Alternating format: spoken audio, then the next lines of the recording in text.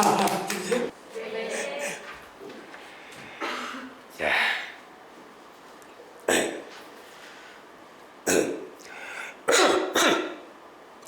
제가 원래 목소리가 잘 안 나와요. 네, 여기 코부터 해가지고 목까지 다 이렇게 염증이 있습니다. 또 목소리 잘 안 나오는데 오늘은 그나마 좀 나은 겁니다, 이게. 보기에도 그 화장같이 생겼죠. 네. 한 10년 전에는 그 제가 나가면은 의사들이 조폭이라고 그랬는데 요새는 조금 이제 환자같이 생겼습니다. 제가 아까도 우리 회장님한테 말씀을 드렸는데 참 부끄럽게도 간호 관련해가지고 이번에 처음 봤어요. 내용을. 그래서 제가 그 한 20년의 이제 활동을 뒤돌아 생각해 보니까 간호 관련해가지고 한 번도 어떤 일을 해본 적이 없던 거예요. 왜 그럴까요? 네. 간호 정책이 없으니까 그런 거예요. 간호 정책, 간호 제도 이런 게 없기 때문에 제가 일을 안 해봤던 거예요. 이거 왜 없을까요? 이유가 있죠. 여러분들이 바보같이 있으니까. 그러니까 간호 정책이라는 게 없는 거죠.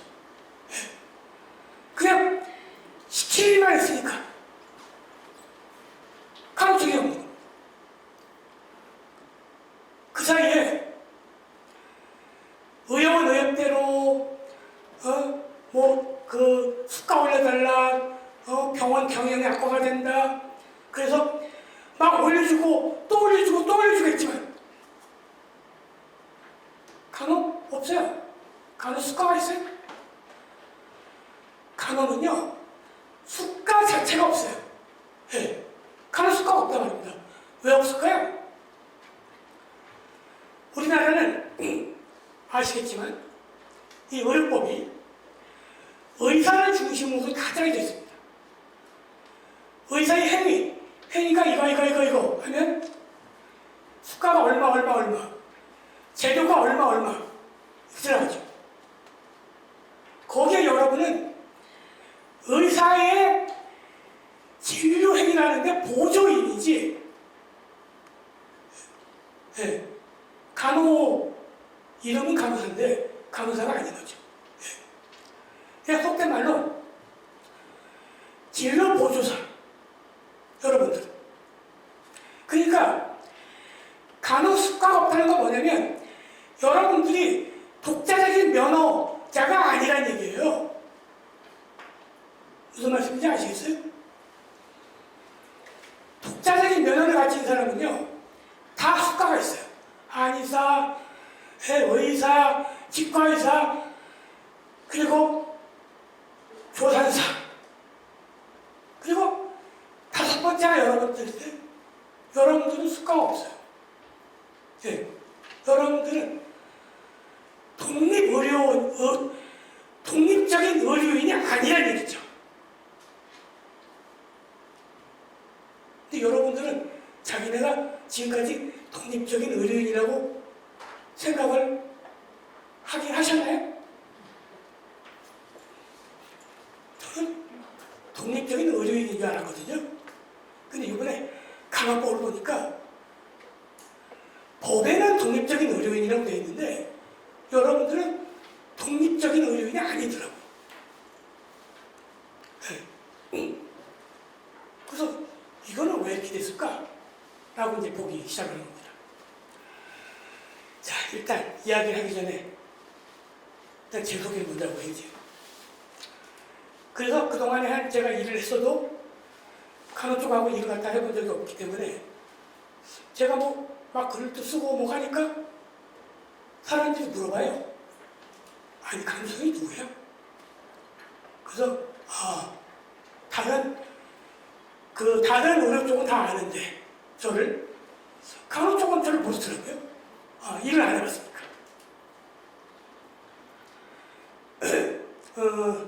저는 1999년에 만성골수성 백혈병이 걸렸고요. 그해 골수 이식을 했습니다. 골수 이식을 하고 나니까 후회가 됐어요. 왜? 약이 나왔단 말입니다. 그게 글리백입니다. 글리백 아세요? 네. 그 글리백을 환자들은 그 약이 출시되기 전부터 알았습니다. 우리 만성골수성 백혈병 이제 환자 방에 만성골수성 백혈병은 급성 백혈병하고는 좀 다르죠. 만성 백혈병은 병이 딱 걸려도 항암 치료가 안 되기 때문에 항암 치료 받지 않고 병원 입원도 안 합니다. 약을 먹습니다. 그냥 급성 백혈병하고 다르죠. 하지만 골수 이식을 하지 않으면 100% 죽습니다. 근데 골수 이식은 아무나 할 수 있는 게 아니니까 확률이 10명 중에서 한 3명 정도밖에 못하니까 나머지 7명은 일단 필히 죽는다고 봐야죠.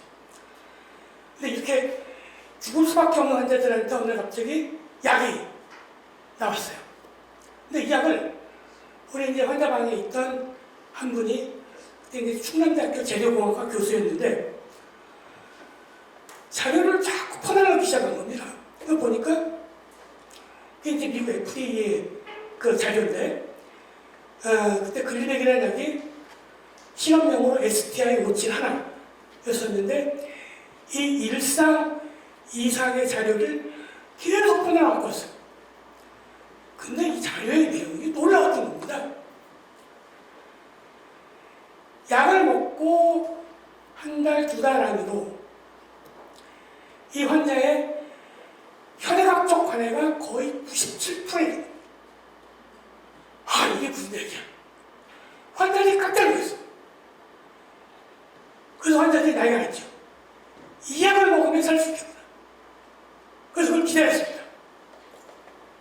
근데 오늘 약이 나왔습니다. 2000년 5월 20일 날 미국 FDA 승인을 했어요. 이게 미국에서 그 전달, 4월 달에 FDA에 신청을 했는데 한 달 만에 허가가 나온 최초의 약입니다. 글리백이라는 약. 그리고 6월 22일 날 한국에서 그 글리백이 또 허가가 됩니다. 이것도 역시 최초입니다. 미국에서 한 달밖에 안 됐는데 한국에서 한 달 만에 허가를 받은 거죠. 환자들이 난리가 났습니다. 살았다. 그래서 이 약을 사 먹자고 했는데 문제는 그렇게 없었어요.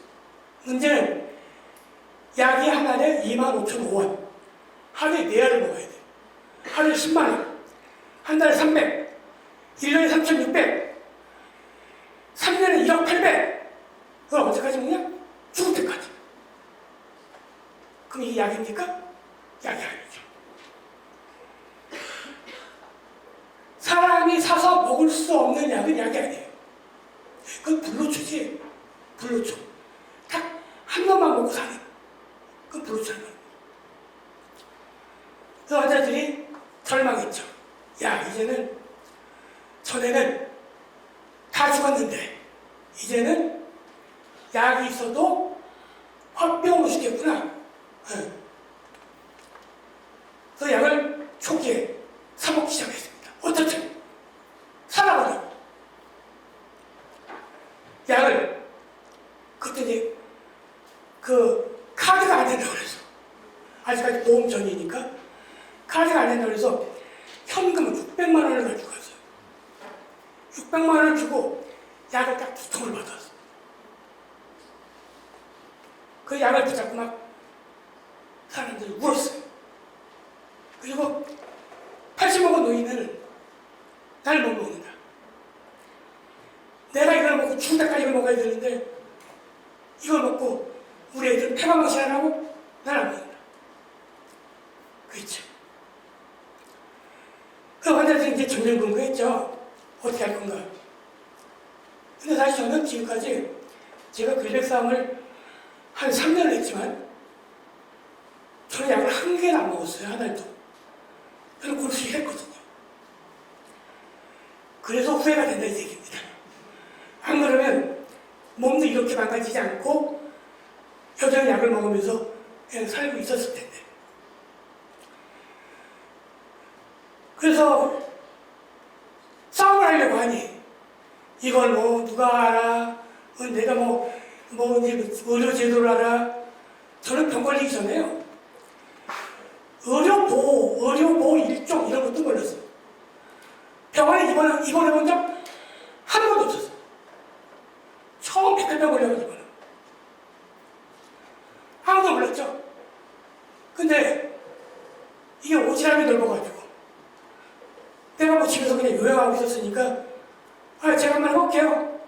해서 나선 게 이제까지 온 겁니다. 저는 그때만 해도 순진해가지고 백혈병 환자들이 막 치료받고 싸우면은 한 3개월에 6개월 안에 약값이 내려갈 줄 알았어요. 아니면 보험 적용이 되든가. 웬걸? 3년 싸워요, 3년. 다 했습니다, 할 거. 시위됐죠, 점거됐죠, 인권이 진정됐죠, 특허법 때문에 강제 실시 청구됐죠.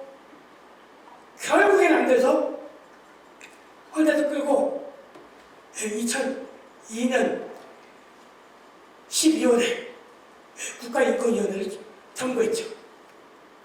그래서 국가인권위에서 20일 동안 싸웠습니다. 그래서 결국에는 우리가 이겼습니다. 3년 동안 싸워서. 여러분들 요새 병원에 가면 암 환자들 5% 받죠? 환자 본인상금. 그때 근력 싸움 때문에 그런 겁니다. 근력 당시에는 환자 본인분담이 30%였습니다. 병원에.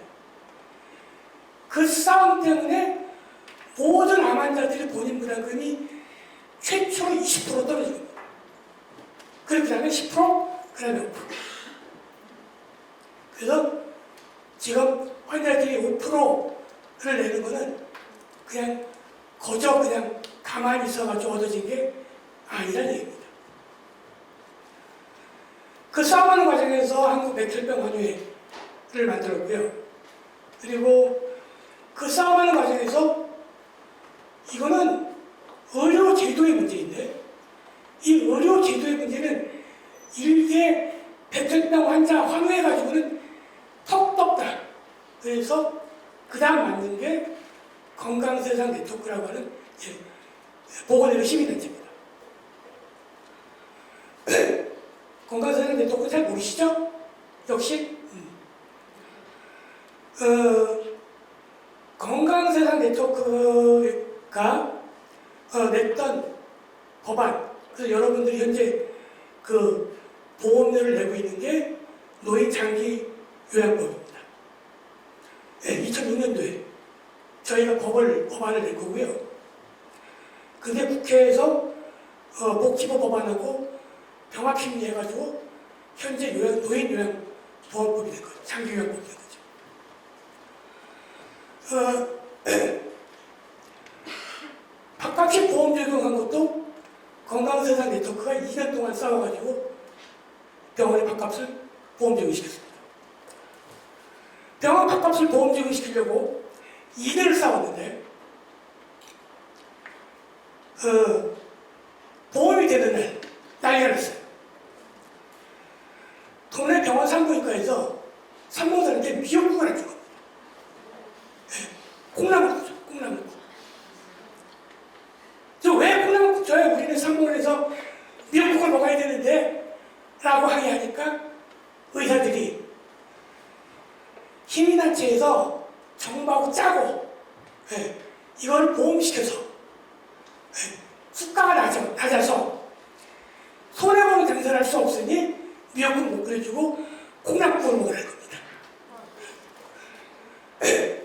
물론 지금은 이제 그럴 일 없지만 그렇게 저항을 했어요. 의사들이 야 이놈들아, 약도 보험이 안 되는 게 많은데 왜 이런 밥값을 갖다가 보험을 적용시키니? 라고 하면서 막 항의를 했습니다. 근데 정말 그럴까요? 여러분들이 병원에 가시면요, 내가 약값으로 돈을 내나 밥값으로 돈을 내나 똑같은 돈입니다.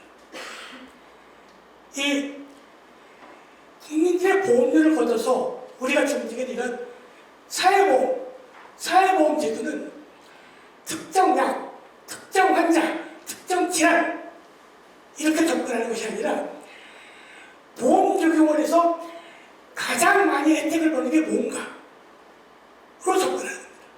그게 사회보험의 원리죠. 그래서 저희가 밥값을 찍은 거는 그때 3대 비급여가 병실, 지금은 없어졌지만 선택진료비, 그리고 밥값이었거든요. 이 밥값이 가장 약한 골이다 라고 판단하고 밥값을 친 겁니다. 이 밥값은요, 노인애들이 보험이 안 될 때, 이게 비급여니까 독거노인이나 지역에서 저소득층 노인애들이 오더라도, 의료보험 일주일에 오더라도 큰 병원 가보세요. 그때 한 끼에 8,500원, 8,000원이 있어요. 세 끼 먹으면 하루에 25,000원, 한 달에 75만원, 세 달에 밥값만 200만원이 넘어서 환자들이 밥값이 무서워가지고 입원 못했어요. 예, 노인네들이. 그게 없어지고.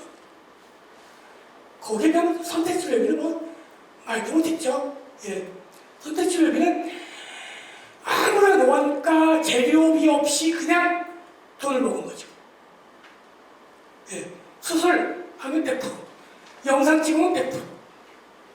그냥 돈을 그냥 갈취해 갑니다. 갈취. 전 세계에서 선택치료비라는 게 있나요? 없습니다. 딱 우리나라만 아주 이상한 제도를 어떻게 간에 그거는 없애는데 무려 12년이 걸렸어요. 없앴습니다.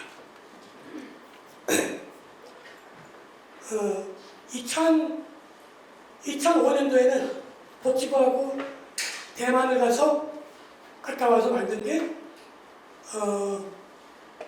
중증지한 등록대죠. 지금 이 산정특례입니다. 그리고 같이 만들었던 게 본인부담금 상환제입니다. 대만에 가기 전에 백혈병, 그쪽 대만에 있는 백혈병 환자 환우에 연락을 해가지고 그 골수 이식할 환자와 그 병원 취업 영수증 좀 보면 좋겠다. 그래서 미리 이제 어레인지를 하고 갔는데 정말 골수 이식한 백혈병 환자분이 나오셨어요. 그래서 골수 이식한 치료비를 받거든요. 깜짝 놀랐어요. 우리나라 돈으로 85만 원. 정말 깜짝 놀랐어요. 그래서 보니까 본인 부담이 담아져 있는 거예요. 그래서 이거를 얼른 갖고 왔죠. 갖고 와가지고 처음에 복지부하고 설계했을 때 1년에 그때 뭐 돈이 없다고 그냥 막 꾸시락꾸시락 해가지고 600만 원부터 시작한 겁니다. 첫 해에. 그래서 이러이러한 제도들이 그동안 한 20년 치고받고 싸우면서 어쨌든 만들어 놓은 제도들이죠. 지금 하고 있는 건 제 마지막 사업입니다. 왜? 저도 이제 병원에 가면 돌봄을 받아야 될 상황이기 때문에 간호와 돌봄에 대한 사회 시스템이 확립되어 있지 않으면 제가 아직 못 찾거든요. 그래서 이거는 여러분들보다 저 때문에 하는 겁니다. 저 때문에.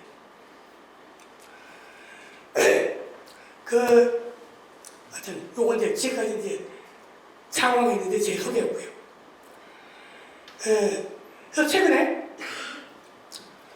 간호법을 발의를 하더라고요. 그래서 그거를 보니까 간호협회가 추진을 한대. 그래서 야, 전에도 한 2번 해답을 먹었는데 요번에 또 한 번 더 3번째 못 먹겠구나 라고 생각을 하고 있었죠.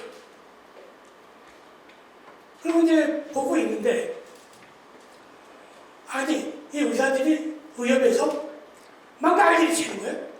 그래서 뭐 의협 난리 치는 거예요. 한두 번도 아니고 아유 저것들 또 난리 치네 하고 있었는데 아니 웬걸 아니 뭐 마음이 뛰니까 꼴뚜기 뛴다고 아니 무사까지 난리 치네.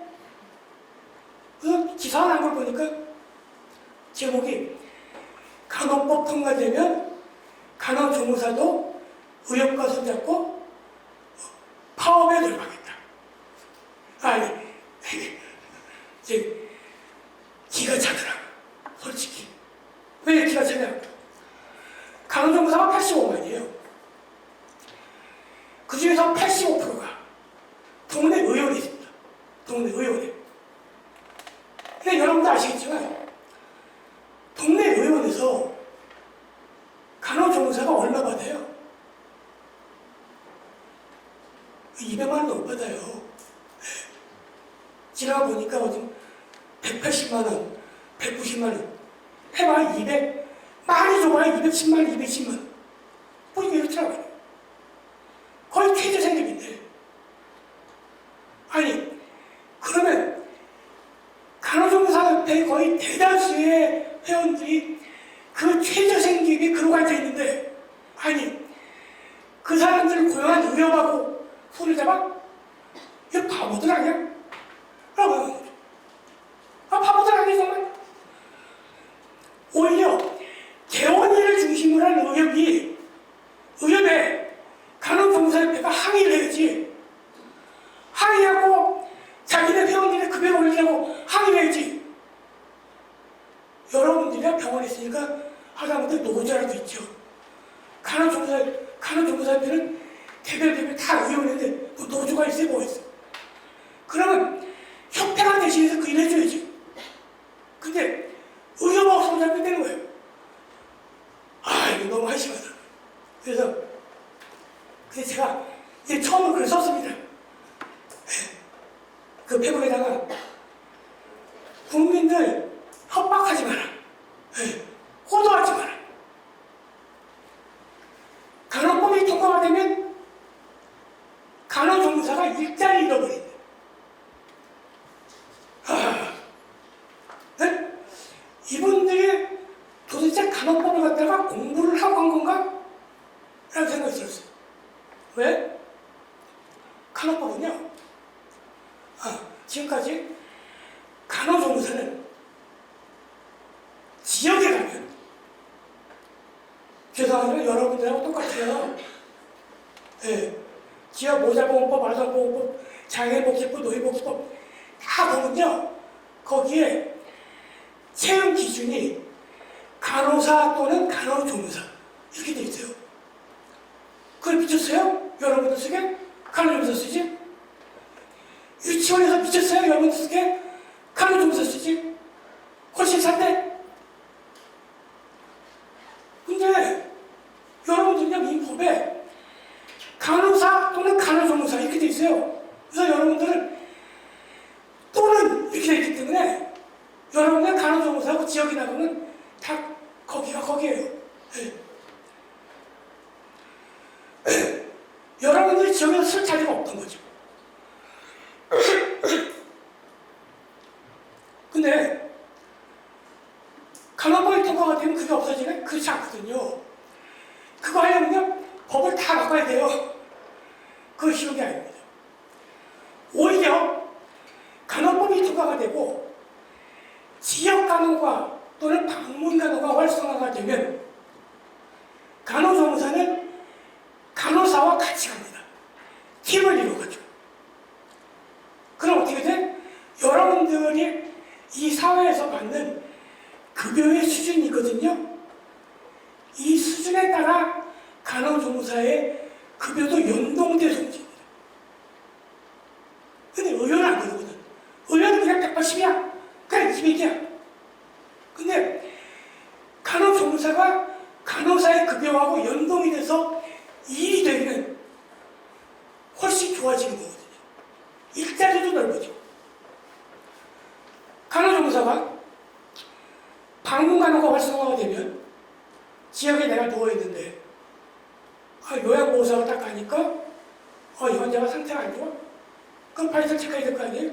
혈압도 재보고 산소 포화도 재보고 안 좋아? 그러면 혈액 검체 빼가지고 병원 연계해서 검사도 받게 하고 그거를 의료법으로 보면 그걸 다 요양보호사를 시킬 겁니까? 간호조무사를 시킬 겁니까? 여러분들이 나가셔야 돼요. 왜? 의사는 안 해도 되잖아요. 의사는 습관을 하자가지고 그놈의 돈 때문에 안 해도 되니까 그럼 여러분들이 나가야죠. 그러면 그렇게 방문간호이 뭐니? 지역에 있는 간호가 활성화가 되려면 그 길을 터줘야 되거든요. 그래야 여러분들이 나갈 수 있는 길이 튀어지는 겁니다. 그렇게 되면 누이 좋고 배우 좋고 간호사 좋고 간호조무사 좋은 건데 이 조무사 이 양반들이 자기네가 하면 자기네 일자리 잃어버리는 거야. 그래서 이 양반들이 지금 법안을 갖다 보고 있는 거야, 안 보고 있는 거야? 열이 막 뻗쳤죠? 근데 이 양반들을 우리 의료비 또 계속 찔리는 겁니다. 일자리가 없다, 뭐 한다. 그리고 자기네들도 법을 받는지 안 받는지 모르겠지만 왜 또 간호사가 지역으로 나가면 독립개원 안 됩니다. 독립개원. 근데 죄송하게 여러분 독립개원 못하거든요. 복지부가 하도 지랄을 해가지고요. 의료법하고 똑같이 갖고 왔어요. 그래서 지역에서도 치료적 간호를 갖다가 할 때 의사의 지도하에 하게 돼 있어요. 그래서 이건 뭐냐? 독립개원이 쉽지 않은 거죠. 여러분들도. 근데 그거를 독립개원을 한다고 전담해서 끝없이 자꾸 가짜뉴스를 퍼뜨리면서 국민들한테 호도한 겁니다. 그래서 또 글을 썼습니다. 의영아, 좀 옛날지 좀 해라. 글을 또 썼습니다. 사실 그때부터 제가 간호를 봤습니다. 간호를 보니 나도 몰랐던 것 있더라고요. 아까 말씀드렸던 것 같이 보니까 여러분들이 소위 의사의 깎아리가 아니야. 독립면허예요. 독립면허. 이 독립면허는 뭐냐? 의사가 의대를 졸업해도 간호사 시험 못 본단 말입니다. 여러분들이 의사 시험 못 보는 건 똑같이 의사도 간호사 시험 못 본단 말입니다. 이게 무슨 뜻이야? 그 법을 찾아봤죠? 법의 역사를 쭉 보니 지금은 좀 말이 좀 달라지는데 지금도 마찬가지예요. 법위는. 예전 법은요 훨씬 더 분명해요. 의사, 치과의사, 한의사, 교사사, 간호사는 각각의 업무를 침범할 수 없다. 그래? 그럼 간호 업무라는 게 있나 보네? 제가 물어봤어요. 간호사분들한테. 니네 의사의 지시 안 받고 하는 간호 업무가 있냐? 우리 후배들한테 물어보는 거야. 없대. 아니, 없는 게 아니라 몰라. 아예 몰라. 그거 있어요? 아시는 분? 내가 의사의 지시 안 받고 하는 업무예요. 없네? 그럼. 없네. 없는 게 맞네. 맞아요? 없어요? 왜? 시키는 거만 있으니까.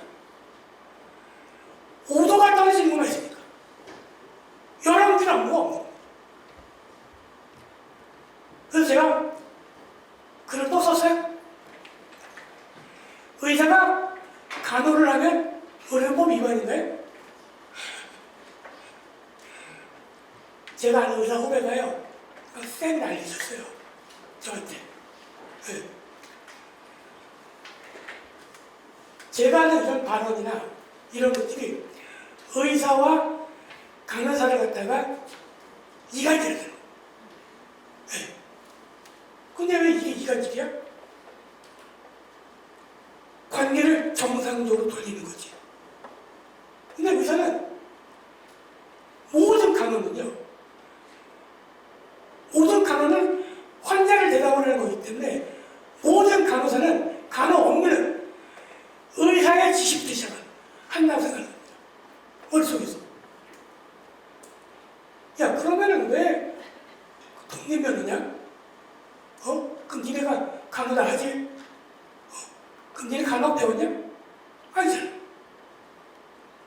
그래서 제가 이제 어떤 의사하고 통화할 때, 대표님, 제가 어디 나가가지고 컨퍼런스 하는데, 간호사 쪽 컨퍼런스인데, 아니, 내용을 갖다가 하나도 모르겠더라고요. 왜? 당연하지. 배운 게 아닌데, 예. 무슨 말을 쓰는지, 이 용어가 뭔지 몰라요. 예. 배운 게 완전히 다르거든. 그러면 뭔가 독자적인 뭐가 있어야 될 거 아니에요. 예. 그 여러분들 배우긴 배웠는데, 그거 왜 배웠어요? 그거 뭐하러 배웠어? 없으면? 그냥 간호조무사 같이 학원 다니고, 그냥 학원에서 좀 몇 점이나 받든가, 어떻게 하지? 뭐하러? 4년 동안 다니고, 요새 또 석사까지 또 뭐하러 하냐? 도대체. 근데요, 이거를 더 놀라운 건, 이거를 간호계, 간호사, 당사자들도 고민을 안 했다는 거죠. 이런 고민을 자기네가 독립의료인지 몰라. 그러니 어떻게 간호에 대한 철학을 세우며 어떻게 간호에 대한 가치를 정립하려 말입니다. 아무것도 모르는데 여러분들이 그냥 세워야 될 가치는 의사의 지시를 어떻게 하면 잘 따르고 빈틈없이 실수 없이 할까? 이거 고민하면 되는 거죠, 그러면. 네. 물 먹고. 네.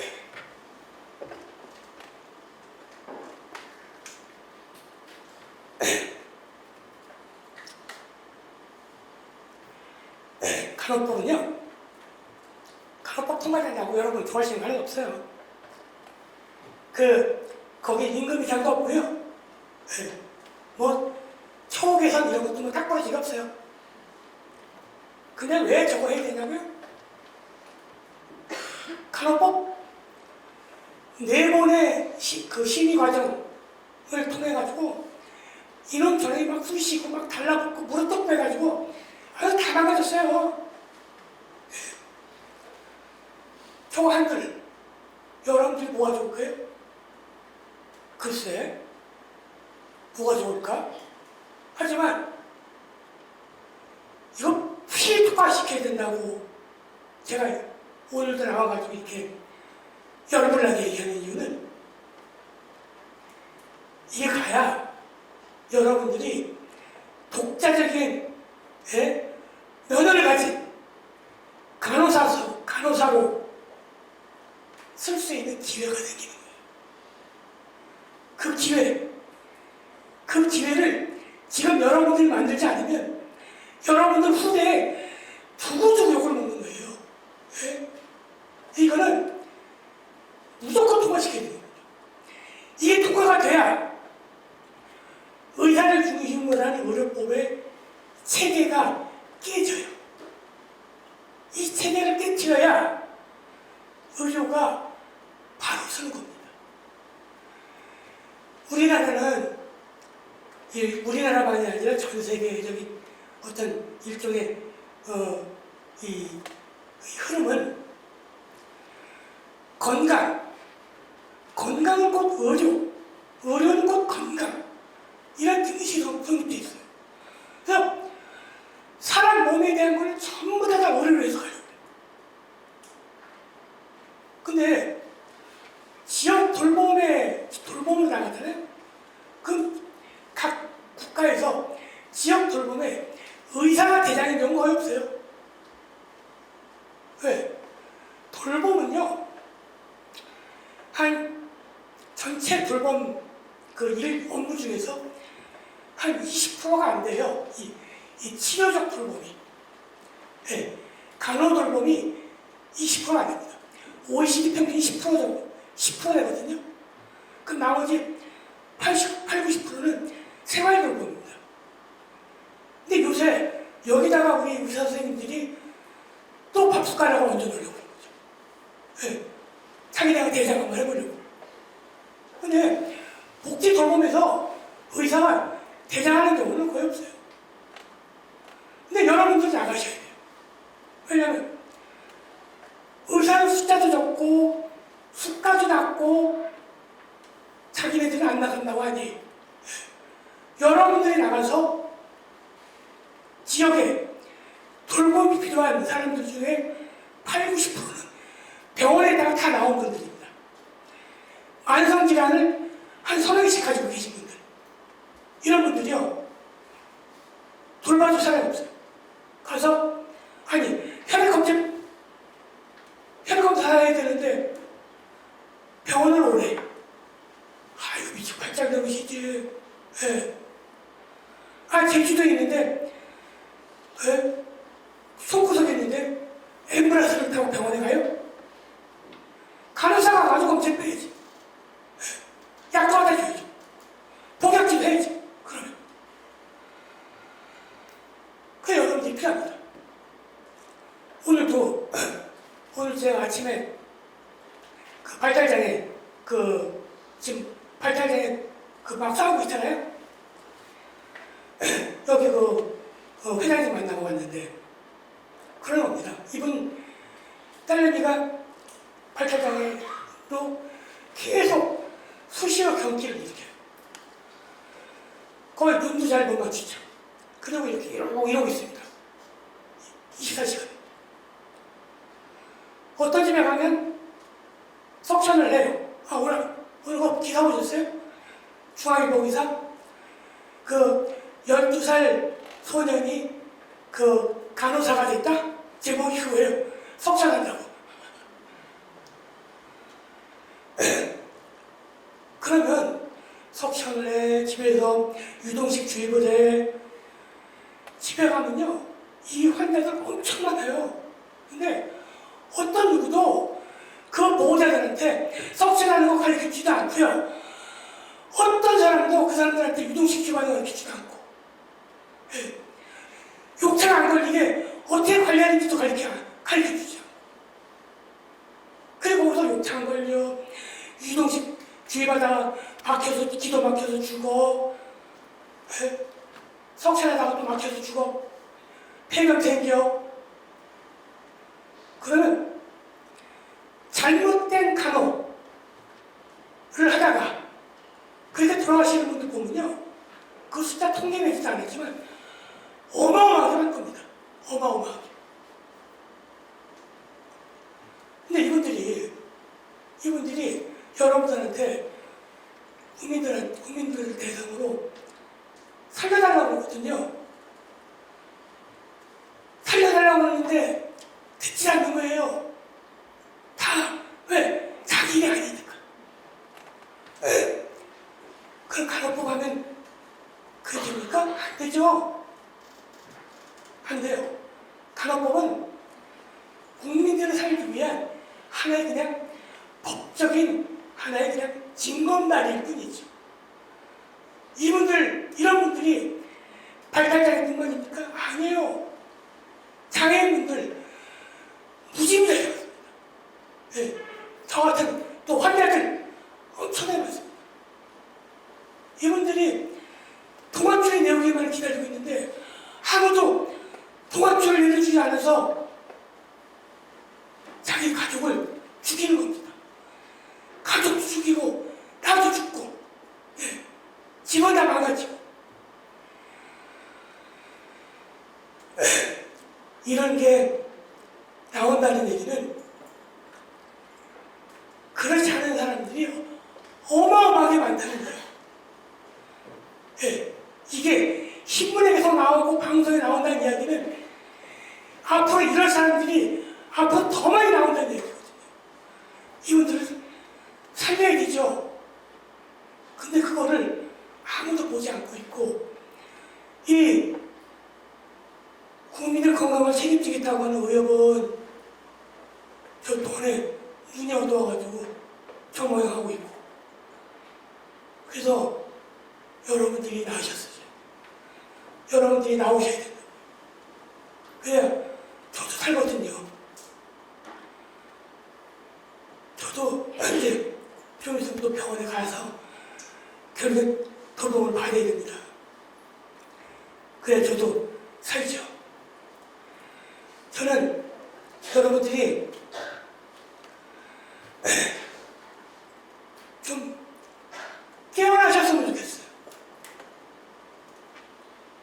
그냥 시키는 일 하는 게 아니라 여러분들이 의료인으로서 발언을 하시라고요. 소리를 내시라고요. 근데 간호법 보세요. 제가 왜 나왔냐? 이 중에 하나. 아무도 안 나오는 거야. 왜? 간호패, 뭐, 냈던 간호패야 당연히 내야 되지만, 의대 교수, 전문가, 아무도 안 나와. 그래서 전 이것도 보여? 아니, 그 자기네들 일인데, 왜 아무도 얘기 안 해? 왜? 정신이 있는 거야, 없는 거야? 라는 생각이 든 겁니다. 그래서, 그걸 또 썼어요. 대학 교수님, 간호대학 교수님, 지금까지 도대체 어떤 간호사들을 키운 겁니까? 네. 이거 왜 키운 겁니까? 의사의 진료 보조사를 키운 겁니까? 간호사를 키운 겁니까? 그리고 이제 제 그 페이스북 그 댓글에 간호대 교수님들이 여러분들이 이제 오셨어요. 죄송하다. 자기도 생각 못했다? 열심히 하겠다? 라고 했지만, 글쎄요, 그거 봐야죠. 그리고 어느덧 상임위는 법안이 보건복지 상임위를 통과했습니다. 그리고 마지막 남은 법제사법위원회, 법사위죠? 법사위 통과만 남았는데 이미 이 통과를 저지하기 위해서 감을 잡으셨겠지만 의협을 필두로 해서 각 직능단체들이 연대체로 모여서 공적 준비를 하고 있습니다. 근데 여기를 보니까 의협, 간협 여러분들 딱 하나야. 딱 하나. 여러분들 이길 수 있을까요? 그리고 그 저항을 뚫고 이 간호법이 통과가 될 수 있을까요? 글쎄요. 아마 어려울걸요? 그래서 제가 더 일을 갖다가 해야 되겠다고 생각을 한 거죠. 그래서 이걸 만든 겁니다.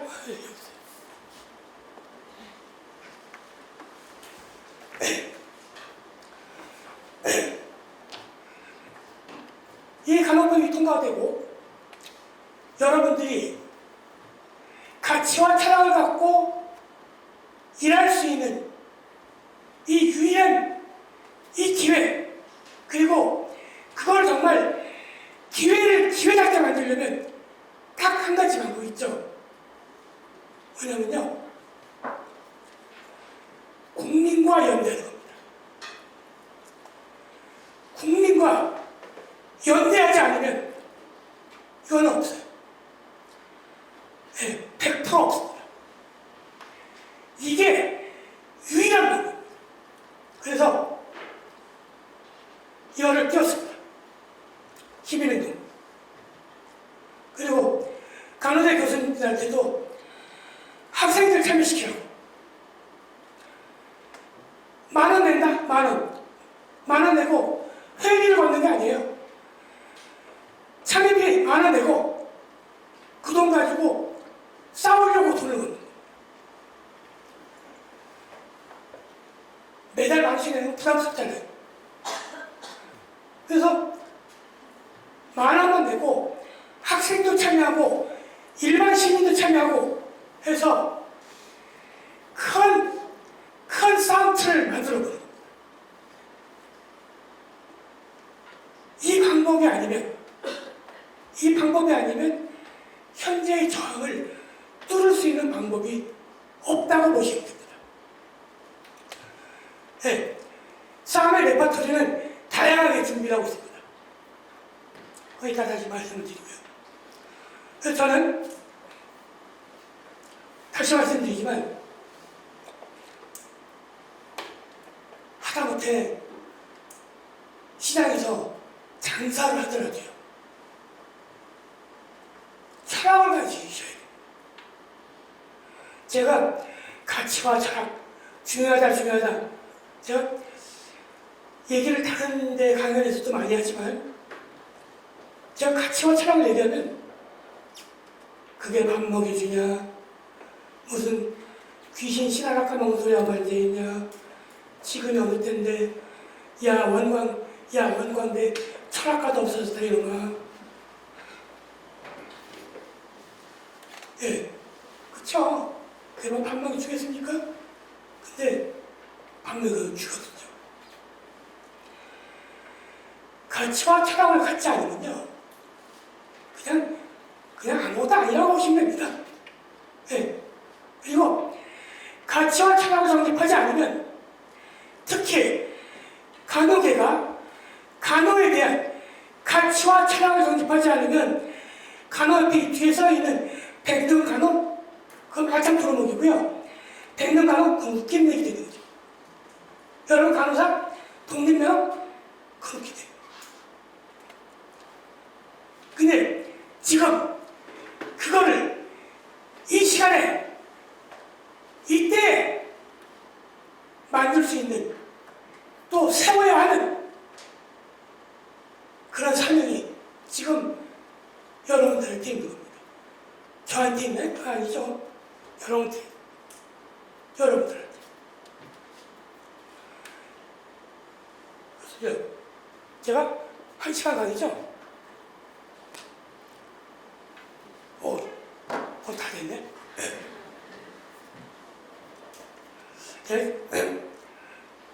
저는 원래 이 간호는 잘 몰라서, 근데 요새 공부하니까 간호도 한 2시간 정도는 얘기할 수 있고, 건강보험을 하면 한 6시간 정도 얘기할 수 있을 것 같은데, 오늘 1시간만 할 겁니다. 간호와 돌봄 이 시민행동, 여기에 참여하셔야 됩니다. 제가 간염 계신 분들한테 많이 좀 참여를 좀 부탁드린다고 했더니, 또 이제 지회장님들이 막, 니들에게 왜 참여 안 하고 뭐하고 시작할 때 참여해! 막 이렇게 해가지고, 어떤 분들이 또 막 신경질에서 전화도 하셨어요. 네. 이게 뭔데 막 참여하라고 그러는 거예요. 네, 그래서 어떤 분들은, 이거 돈 걷어다가 뭐 하세요? 이렇게 묻는 분들도 있어요. 그리고 또 어떤 분들은, 저희 여기 어느 병원인데요. 저희 간호사 50명이 단체 가입하려고 하거든요. 그럼 그냥 50만 원 보내면 되나요? 그러시면 안 돼요. 물론 단체 가입을 하셔도 됩니다. 하지만 50명의 명단, 연락처, 이메일, 그 여기 들어가시면 그 참가 신청서 안에 쓰이는 그 내용을 다 주셔야 됩니다. 왜? 왜 그럴까요? 저희는요, 그 돈 거두려고 하는 게 아니에요. 돈 거두려고 하면 매달 걷어야지. 예. 그리고 수천 명의 움직임은요, 돈 1억, 2억은요, 아무것도 아니에요. 저희가 앞으로 생각하는 아마 변호사 비용만 해도 몇 천만 원 들어가고, 예. 집회를 한번 하잖아요? 그 집회를 하면요, 그 광화문광장에서 집회하면 그거 얼마씩 들어가는지 아세요? 큰 비전 놓고 다 집회하거든요. 그거 한 1억씩 들어가요. 큰 행사입니다, 저게. 이거요? 저 돈만 생각하면 이걸 금방 써요. 근데 더 중요한 건 뭐냐면 사람입니다, 사람. 많은 사람이 참여하게 길을 틀 겁니다. 왜 사람이 많이 필요하냐고요? 앞으로 싸움을 할 일이거든요. 여러분들이 나와가지고 시위를 하라는 게 아니라, 예를 들면, 요번 첫 번째 저희 그 활동 주제는 여기 계신 분이 좀 희화하실 수도 있을 것 같은데, 그건 뭐 어쩔 수 없고, 모든 병원, 그리고 모든 요양기관에 대한 돌봄 인력 전수조사를 할 겁니다. 이거를 입법청원을 할 거예요. 근데 입법청원이 작년에는 10만 명이었거든요. 근데 올해부터 5만으로 줄었습니다. 청원의 그 기준이. 그래서 제가 간호와 돌봄 행동이 오늘 아침까지 11,600명 들어왔더라고요. 여러분들하고 일반 시민들, 환자 다 해가지고 한 11,600명 들어왔는데 적어도 한 3만 명까지 늘려야 돼요. 3만 명까지 늘려서 자, 입법청원 또는 법 개정안을 저희가 직접 낼 겁니다. 그래서 국회를 압박해 들어갑니다. 그러면 청원에 5만 명 하는데 한 일주일 안에 끝내야 되거든요. 계속 청원하고 법안, 건강보험법 개정, 의료법 개정, 필요하면 특별법, 이거 계속 싸우더라고요. 그러면 이 눈사람을 굴릴 때도 이 덩어리가 커야 눈이 많이 붙잖아요. 그 적어도 한 3만 명 정도 와야 청원한다 그러면 한 일주일 안에 다 끝내버리지. 그래서 이런 싸움을 갖다가 앞으로 할 생각입니다. 그래서 가급적 여러분들 직장에 계시니까 병원에 계신 간호사분들, 가족들, 후배들, 친구들 다 끌어오셔야 돼요. 저 우리 집 저 다 가입했습니다. 우리 딸내미 큰애, 작은애, 사위, 우리 마누라 싹 다. 그래서 여러분들이 참여하시지 않는데 누가 간호법을 갖다가 통과시킬 거며 누가 돌봄을 갖다가 국가 돌봄 체계를 만들 거며, 그렇죠? 여러분들이 당사자예요. 여러분들이 주인이고 여러분들이 이거를 이 기틀을 세우지 않으면 앞으로 이게 어디로 될지 몰라요. 법안이 만들어져가지고 보건복지 상임위를 통과하는 게 쉬운 게 아니에요. 처음에 저도 여기까지 올 줄 몰랐습니다. 그거는 간호협회도 몰랐을 겁니다. 저도 깜짝 놀랐죠. 그래서 여기까지 왔는데 마지막 8분호선, 9분호선을 갖다가 못 넘는다? 그럼 이거는 우리가 바보지. 힘을 주셔야 돼. 그래서 가입해 주세요. 여기 오늘 여기 몇 분이에요 오늘? 100명이요? 그러면 직장에 적어도 다 100명은 넘을 거예요. 그럼 여기만 해도 10,000명이네. 네. 서울시 간호사회가 간호사 지회 중에서 제일 크잖아요. 사람이 제일 많으니까. 그럼 여기는 다른 데보다 인구 대비, 회원 대비하면은 한 4배, 5배는 많아야죠. 그건 회장의 책임이죠, 뭐. 저는 회장님한테 계속 뭐 그냥 꿍시렁 하면 되는데, 그지? 자, 이제 정리하겠습니다.